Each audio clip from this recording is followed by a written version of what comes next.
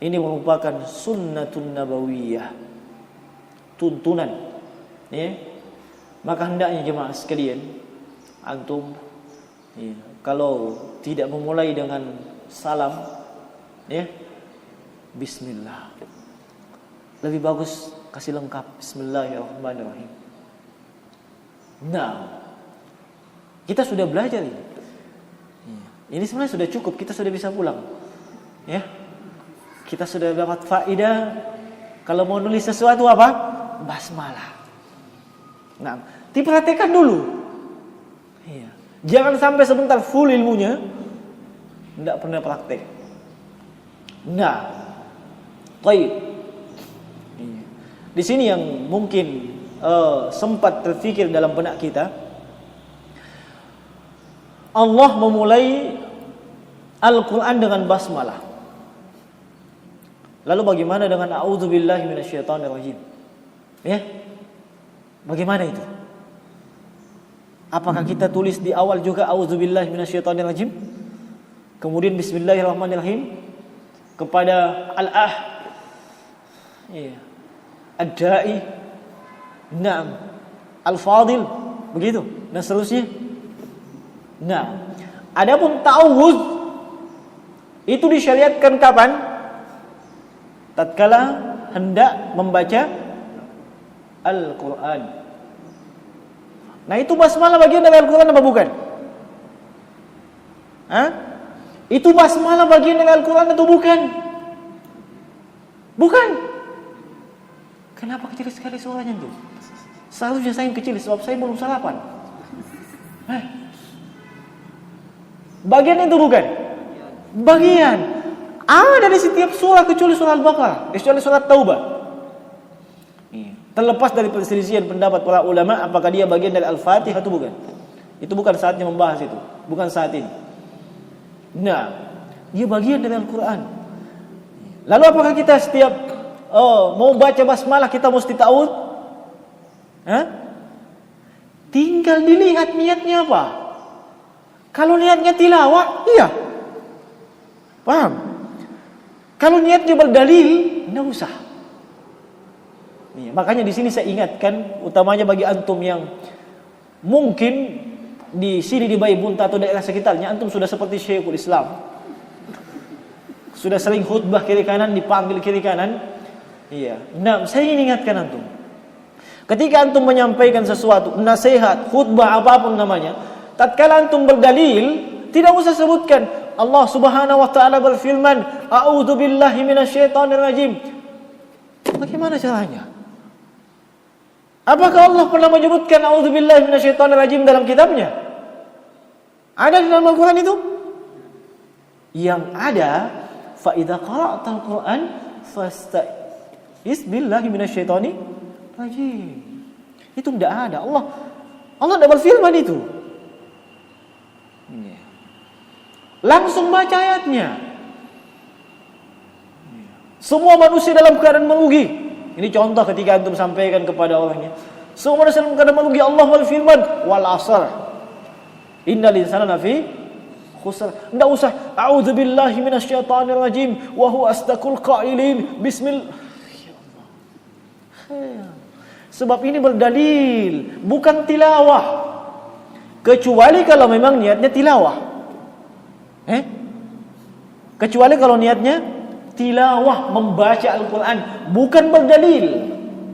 Kalau berdalil disebutkan langsung ayatnya. Nah, tolong dipahami itu. Nah, ini sering saya ingatkan, termasuk mereka yang ada di kelompok seberang sana, seberang lautan. Kadang kalau mereka berkhutbah di dekat tempat rumah saya, selalu begitu. Allah Subhanahu wa taala berfirman, "A'udzubillahi minasyaitonirrajim." Mana ada Allah berfirman, "A'udzubillahi minasyaitonirrajim"? Enggak ada itu. Nah, tolong dipahami itu. Tapi di sini mesti dibedakan niatannya apa. Kalau niatannya berdalil, menjadikan Al-Qur'an sebagai dalil dan dia mau menyebutkannya, langsung sebut ayatnya. Tapi kalau niatnya adalah untuk tilawah, ya Anda mesti membaca a'udzubillahi minasyaitonirrajim. Nah, Taib. Kemudian jemaah sekalian, terkait dengan basmalah ini sendiri,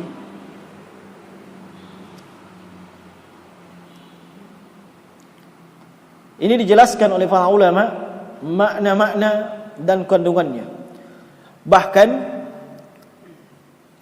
mereka menjelaskan itu melalui bahasa. Seperti yang disebutkan oleh Syekh Muhammad Ibn Shalih Al-Utsaimin rahimahullahu taala di dalam syarah beliau,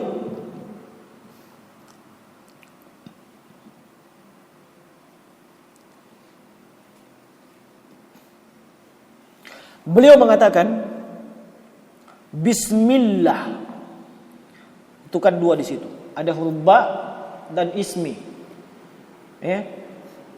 Kalau yang pernah belajar bahasa Arab, itu namanya apa?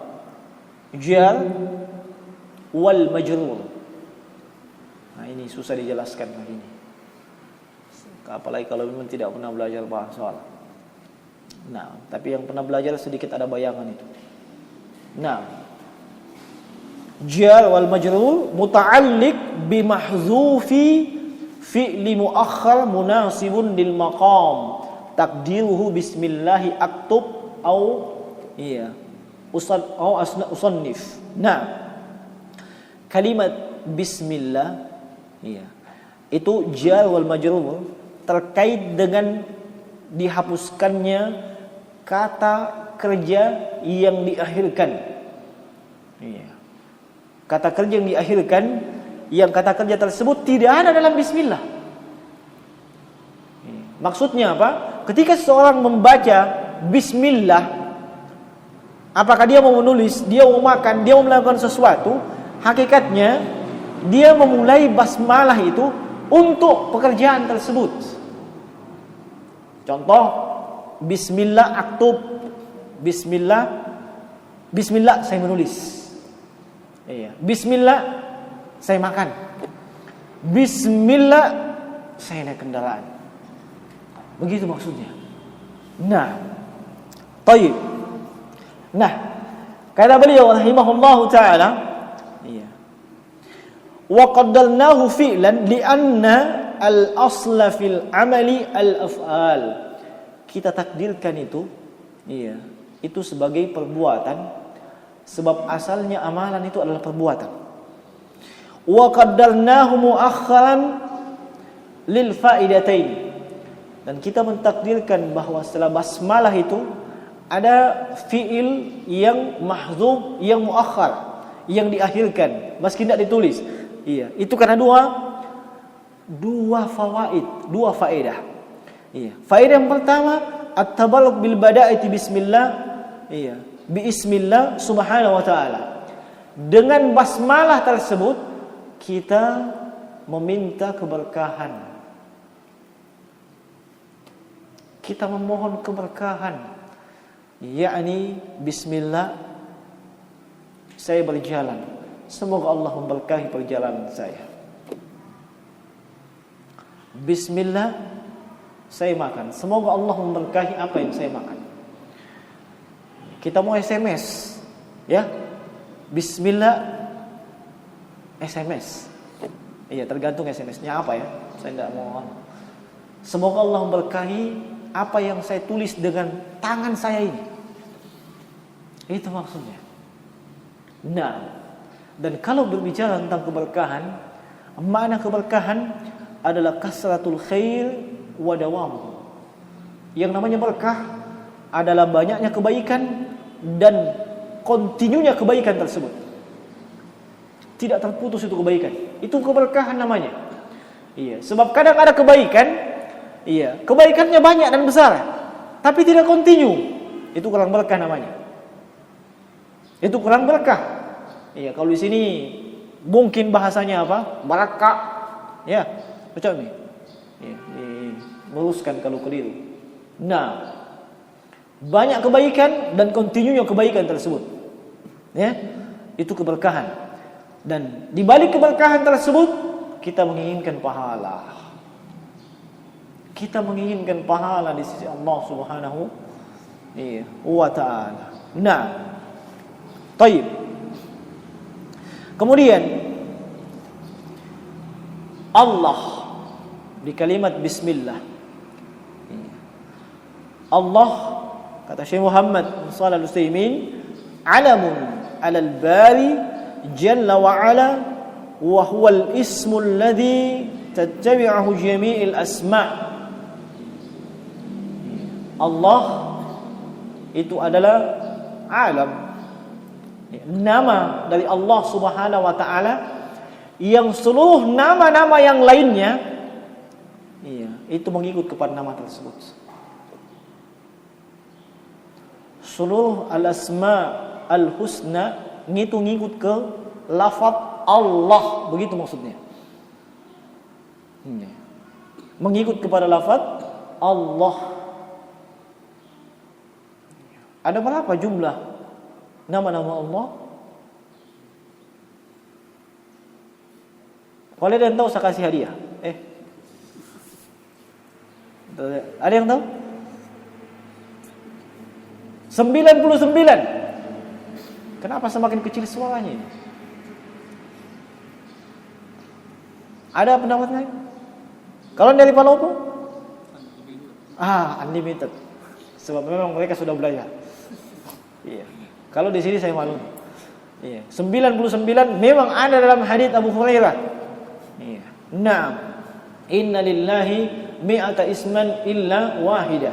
Sungguhnya bagi Allah itu punya 100 nama kurang satu, yaitu 99. Faman ahsaha dakhalal jannah. Siapa yang mengihsanya dia akan masuk ke dalam surga. Makanya jadi patokan itu 99. Iya. Itu kalau kita pakai hadis itu doang. Tapi jemaah sekalian, Nabi itu ketika berdoa dan mengajarkan doa al-qulub, doa gundah gulana. Iya. Naam. Bagaimana lafaz doanya? Allahumma inni as'aluka bikulli ismin laka sammaita nafsah aw 'allamtahu ala ahadin min khalqik aw ista'salta fi ilmil ghaibi indak. Aku memohon kepadamu ya Allah dengan seluruh nama-namamu yang nama-nama tersebut engkau ajarkan kepada salah satu di antara makhlukmu atau engkau simpan dalam perbendaharaan ilmu ghaib di sisimu. Itu menunjukkan namanya tidak terbatas. Itu menunjukkan nama Allah tidak terbatas. Di sisi lain, kalaupun disebutkan innalillah, Allah punya 99 nama, itu bukan al-hasr, bukan pembatasan. Contoh, Abu Fulan punya uang 10 juta. Apakah kita pahami uangnya cuma 10 juta? Belum tentu. Yang kita tahu berapa? 10 juta. Coba mungkin itu yang dibisik-bisikkan ke kita. Ya, ini saya sumbang 10 juta. Ya. Apakah kita yakin uangnya cuma 10 juta? Apalagi di zaman kita ini jemaah sekalian, nyumbang 10 juta, pasti lebih banyak yang simpan. Iya toh? Beda kalau di zamannya sahabat, setengahnya, semuanya dari hartanya. Ini kadang 1%-nya. Dapat 10 M, 10 juta. Itu masih nak pikir-pikir dalam. Dia punya uang 10 juta, bukan artinya uangnya cuma 10 juta.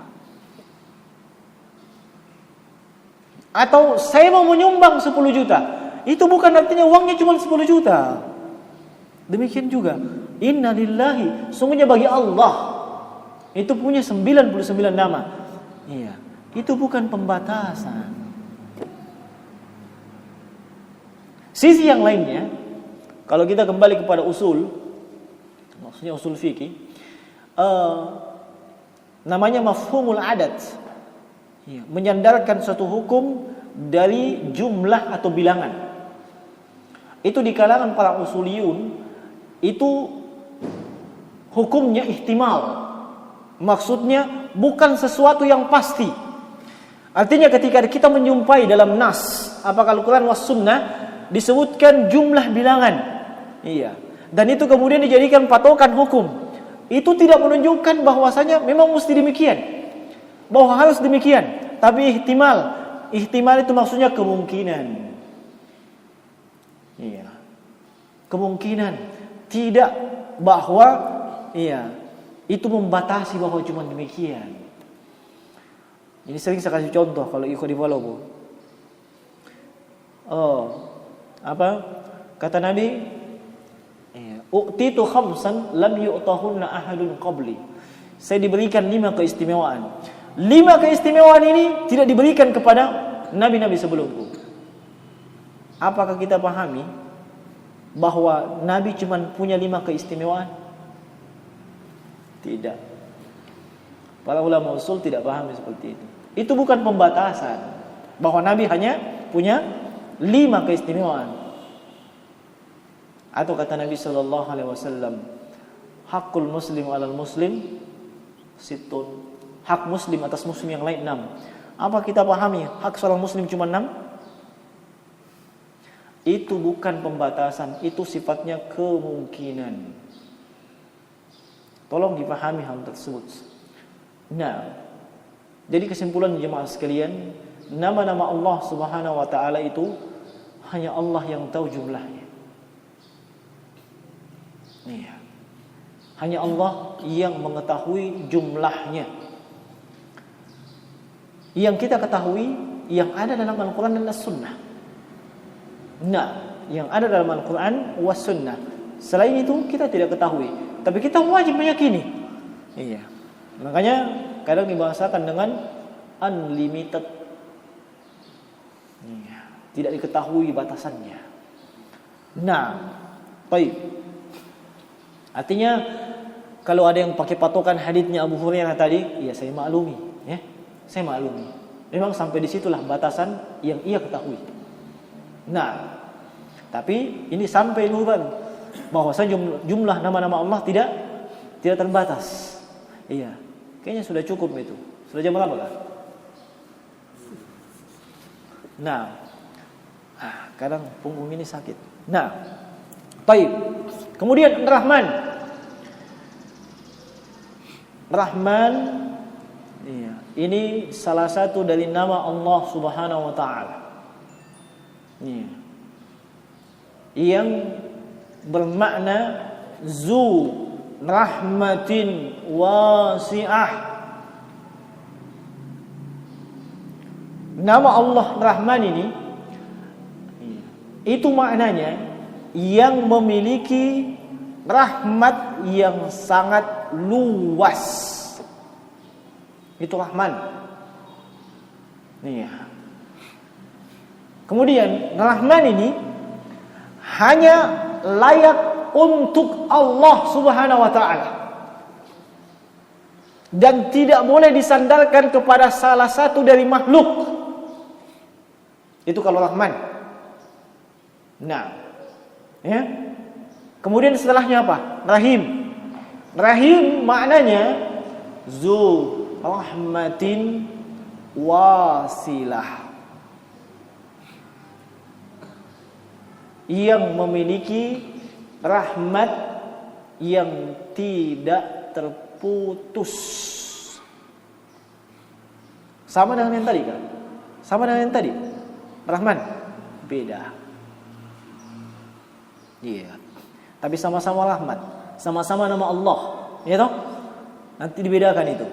Mana titik kesamaan, mana titik perbedaan. Itu memudahkan kita memahami ini. Nah, iya. Rahim ini nama Allah, tapi boleh bagi makhluk bernama dengan Rahim itu. Iya. Boleh bagi makhluk bernama dengan Rahim itu. Sebab dia tidak mukhtassun lillah. Iya.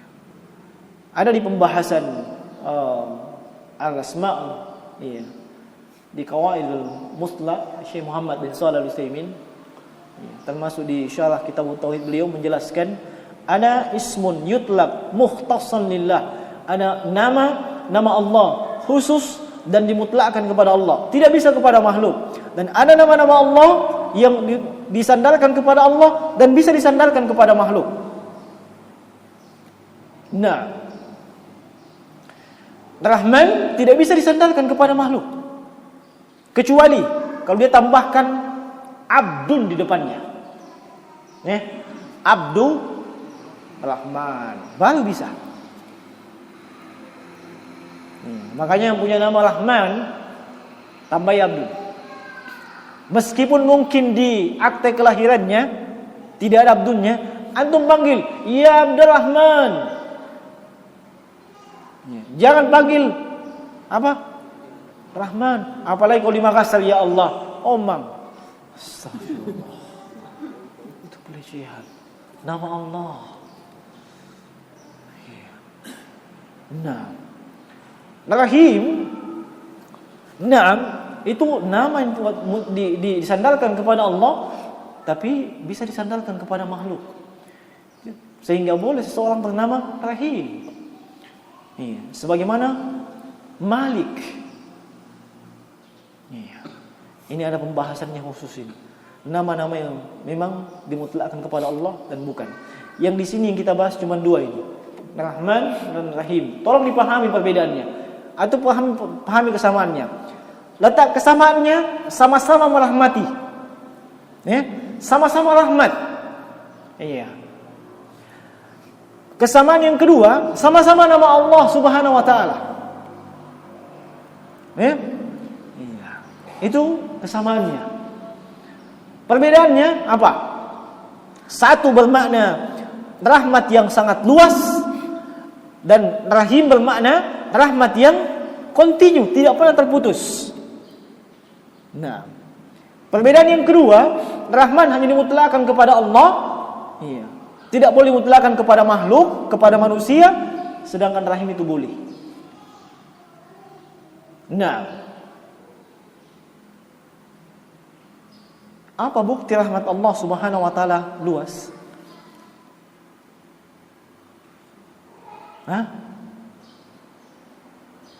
Seandainya rahmat Allah tidak luas, orang kafir tidak akan makan.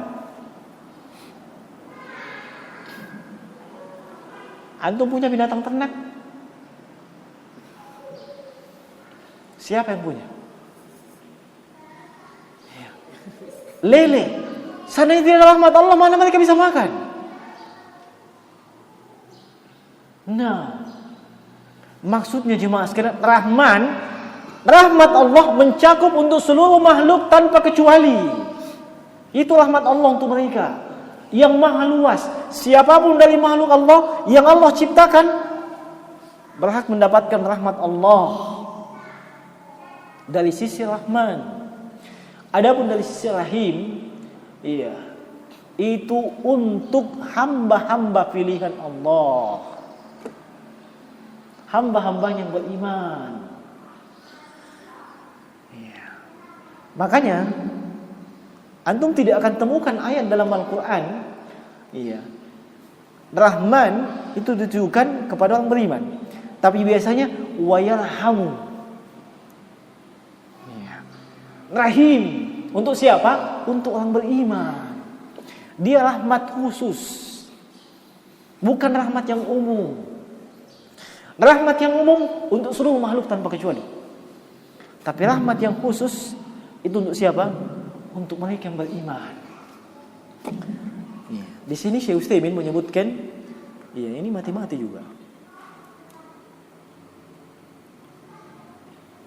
Nah, Allah Subhanahu wa taala berfirman dalam surah Al-Ankabut di ayat yang ke-21. Perhatikan, yu'adzibu man yasha wa yarhamu man yasha.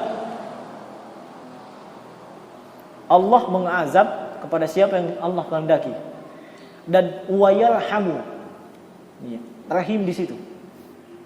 Lihat, yang Allah kehendaki, yang Allah pilih, itu rahim, itu dipilih, bukan Rahman. Sebab Rahman ini untuk seluruh makhluk tanpa kecuali, hatta orang kafir dapat semua rahmatnya Allah Subhanahu wa taala. Tapi kalau untuk orang beriman, Rahim, rahmat yang khusus. Tolong dipahami itu. Tapi antum jangan datangi orang kafir. Antum itu hidup rahmatnya Allah. Ya, antum cari masalah lagi. Kita cukup ilmui, tahu. Mereka bisa hidup dengan rahmatnya Allah Subhanahu wa taala. Dan seluruh rahmat Allah yang luas dan kontinu tidak terputus ini, itu hanya satu bagian. Satu bagian. Untuk di dunia ini satu bagian. Dengan itu binatang tidak memakan anaknya, ya. Tidak menginjak anaknya. Antum sayang dengan istri anak antum. Iya. Antum mencintai istri-istri antum. Itu dengan satu rahmat Allah Subhanahu wa taala yang Allah turunkan. Yang 99 Allah simpan. Iya. Antum bisa bayangkan bagaimana luasnya rahmatnya Allah. Iya. Nah, dan ingat jemaah sekalian, kita tidak bisa masuk surga tanpa rahmatnya Allah. Kita tidak bisa masuk surga tanpa rahmatnya Allah. Di garis bawah itu dan garis tebal, kasih tambah warna merah. Kita masuk surga dengan rahmatnya Allah. Bagaimana dengan amalan kita? Lalu apa gunanya kita beramal? Apa gunanya kita thalibul ilmi? Apa gunanya kita salat, puasa, zakat, haji dan seterusnya? Ternyata untuk meraih surga Allah itu dengan tiket rahmat. Lalu apa gunanya amalan tadi? Ada yang bisa jawab? Hah? Apa? Bagaimana mau naikkan derajat di surga? Dia tidak dapat rahmat.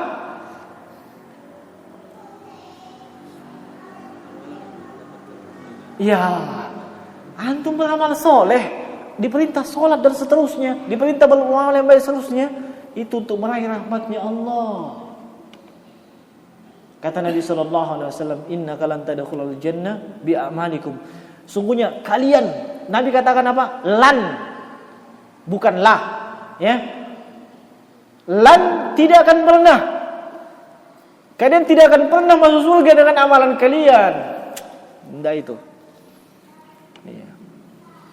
Lalu kata sahabat, wala anta ya Rasulullah, apa engkau juga demikian ya Rasulullah? Iya, wala. Saya juga tidak bisa masuk surga dengan amalan saja. Lalu apa kata Nabi? Illa ayataghammadani Allahu birahmati, kecuali Allah telah meliputi saya dengan rahmatnya.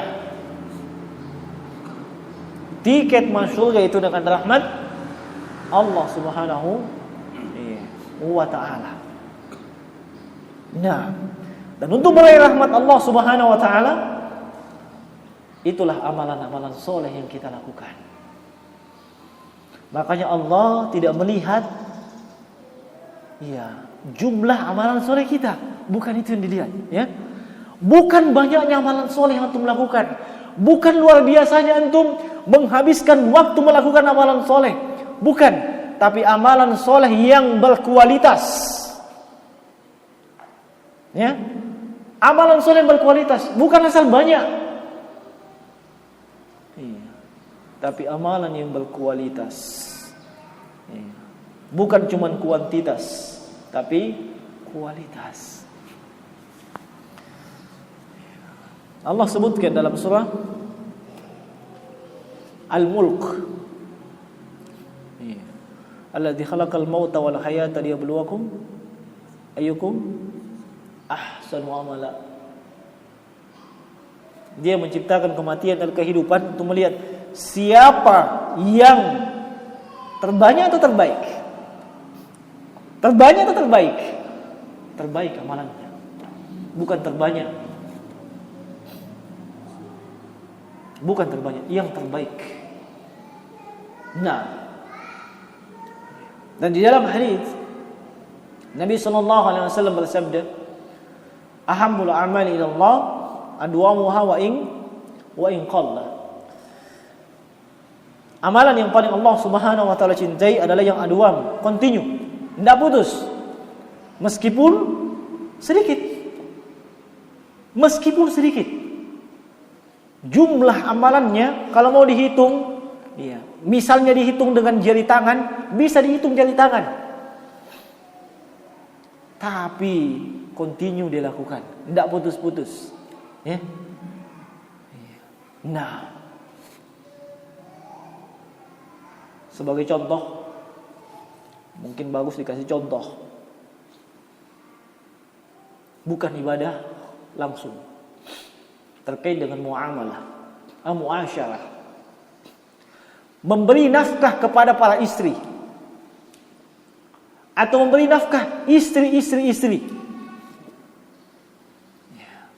Nah, itu diperintahkan tak? Diperintahkan tidak? Itu diperintahkan apa enggak? Diperintah. Wa 'alal mauludi lahu rizquhunna bil ma'ruf. Wa 'alal mauludi lahu rizquhunna wa kiswatuhunna bil ma'ruf. Allah perintahkan, dan tanggung jawab seorang kepala rumah tangga, suami, memberikan rezeki dan pakaian kepada hunna, kepada para istri. Nah, memberikan mereka nafkah rutin, tiap bulan sekian, meskipun mungkin jumlahnya tidak monoton, ya. Iya, kalau yang pegawai empang, ya, mungkin tidak bisa monoton tiap bulan sekian, ya. Ya, kecuali memang yang punya pekerjaan tetap setiap bulan sekian. Ya. Antum berikan tiap bulan, ya, meskipun jumlahnya tidak menetap, tapi itu rutin, ya, rutin. Ini jauh lebih baik, ya, dibandingkan diberikan ini untuk 3 bulan. Padahal kadang tidak cukup itu. Kadang tidak cukup itu. Nah, udah usahakan cukup-cukupkan. Yang kita lihat dan yang kita pandang adalah bagaimana dawam, kontinunya di dalam melakukan berbagai ibadah. Apakah ibadah itu langsung ibadah khusus kepada Allah, atau ibadah yang bentuknya muasyarah atau muamalah. Nah, baik.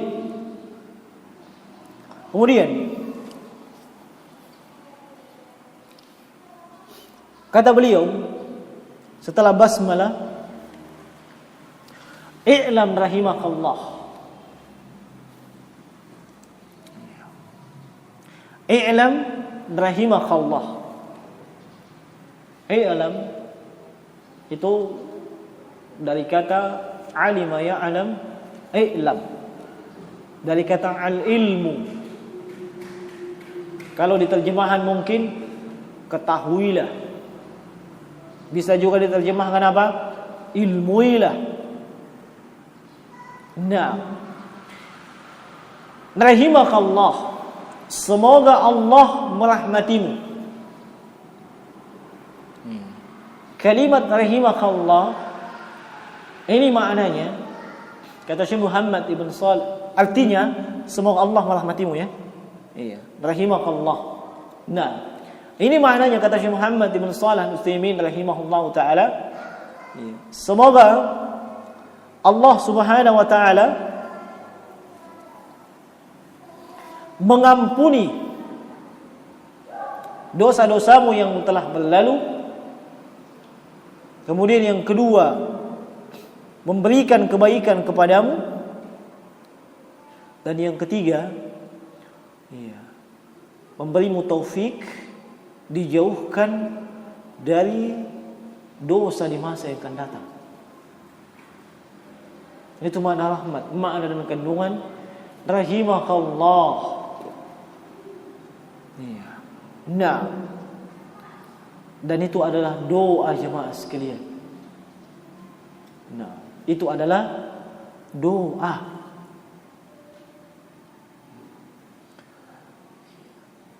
Dan ini menunjukkan bahwasanya muallif, penulis rahimahullahu taala, itu begitu perhatian kepada siapapun yang nantinya akan membaca tulisan dan karya beliau, sekaligus kepada siapa yang beliau diktekan di depan beliau tatkala beliau menyebutkan ini. Dan itu juga menunjukkan pentingnya kita mendoakan saudara kita. Apalagi itu kalau zahril ghaib.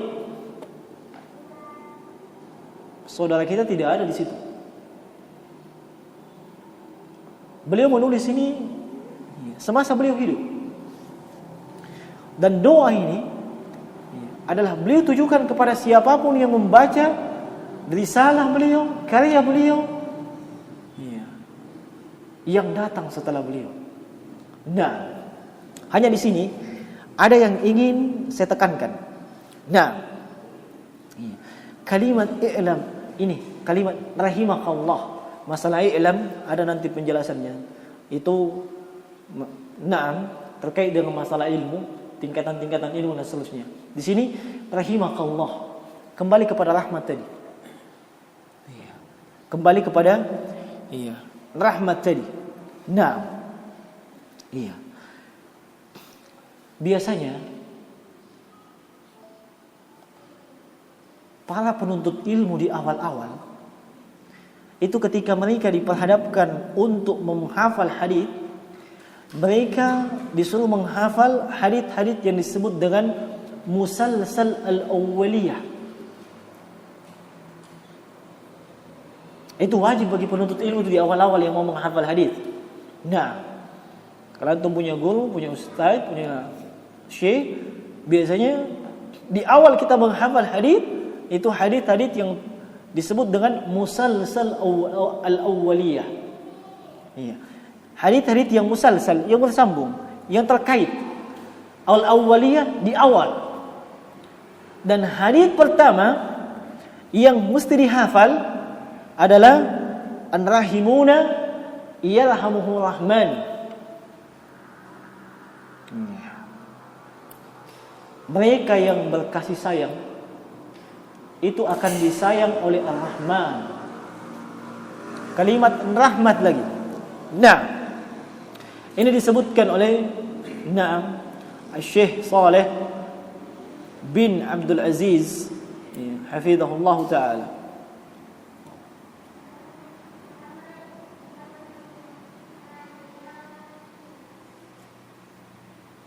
Apa ini?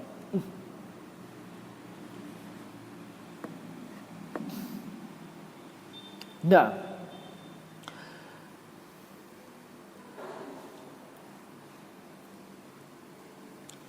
yaitu rahimun yarhamuhumur rahman. Irhamu man fil ard yarhamukum man fis sama. Mereka yang saling berkasih sayang, yarhamuhumur rahman, niscaya mereka akan disayangi oleh Zat yang Maha Pengasih. Irhamu man fil ard, sayangi yang ada di bumi. Yarhamukum man fis sama, niscaya Allah kan, niscaya yang di langit akan menyayangimu. Nah, ini hadis selalu di awal bagi siapapun dari penuntut ilmu yang mau belajar. Para ulama menjelaskan bahwa ilmu itu dibangun di atas rahmat. Dibangun di atas rahmat dan kasih sayang. Iya. Seseorang yang belajar hendaknya ditanamkan dalam dirinya bahwa ia belajar itu bentuk ia merahmati dirinya supaya dia tahu apa yang layak untuk dirinya. Ingat jemaah sekalian, kita ini itu diciptakan untuk negeri akhirat. Dan kita diciptakan untuk surga. Itu kampung asli antum, kampung asli kita semua, kampung halaman kita semua, tanah tumpah darah kita di sana. Dan untuk mencapai ke sana, untuk mencapai ke sana itu membutuhkan apa? Ilmu. Itu landasan dari semua amalan soleh kita, landasan dari semua ibadah-ibadah kita. Kita tidak bisa benar dalam melakukan ibadah, dalam amalan soleh tanpa landasan ilmu. Dan itu bentuk merahmati diri kita sendiri dengan mempelajari ilmu. Kita menyayangi diri kita. Nah, dan itu juga menunjukkan bahwa ya, kasih sayang dan rahmat itu tujuan dari kita mengajarkan ilmu syar'i. Tujuan dari kita mengajarkan ilmu syar'i. Hendaknya ya, ada kasih dan sayang kepada siapapun yang kita ajarkan ilmu syar'i. Inilah landasan daripada ilmu. Nah, dan kita mencontoh Rasulullah sallallahu alaihi wasallam, demikian pula salafun as-salih dan para ulama yang berpegang teguh dengan mereka, dan termasuk tuntunan dari mereka kita mendoakan. Nah, mendoakan mereka yang belajar, mereka yang mempelajari ilmu agama, semoga mereka mendapatkan rahmat dari Allah Subhanahu wa taala. Nah, baik.